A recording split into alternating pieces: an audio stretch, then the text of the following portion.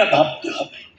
গতকাল আমাদের মেয়র তিনি সমালোচনা করেছেন পুলিশকে তো মানুষ মাইনে দেয়, পুলিশ পুজোর সময় ভালো কাজ করেছে, কিন্তু কি করে কলকাতা শহরে বিহার থেকে 9mm পিস্তল আসছে এটা তো ভাবা দরকার। পুলিশ কি করে?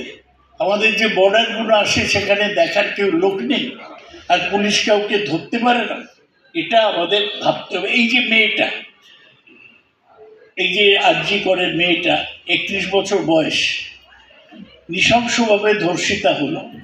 হ্যাঁ, অনেকে বিরোধীরা তারা অনেক বলেছে যে মুখ্যমন্ত্রীর দোষ। মুখ্যমন্ত্রীর দোষ নেই, কে কোথায় কি করছে মুখ্যমন্ত্রী কি করে জানবে?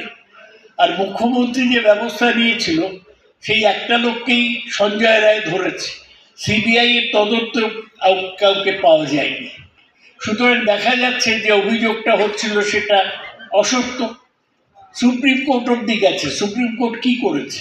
কিছুই করেনি এখন পর্যন্ত।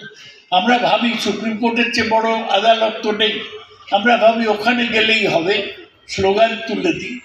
কিন্তু ব্যাপার হচ্ছে যে কি করে একটা হাসপাতালের মধ্যে একটা সিভিক পুলিশ সে 4 তলায় উঠে গেল, উঠে একটি মেয়েকে, ডাক্তার, তাকে ধর্ষণ করলো। এগুলো রাস্তা দখল করে হবে না। যারা করছিল বেশিরভাগই সিপিএম এর লোক, তারা ভাবছিল এতে পলিটিক্যাল লাভ হবে, তা নয়।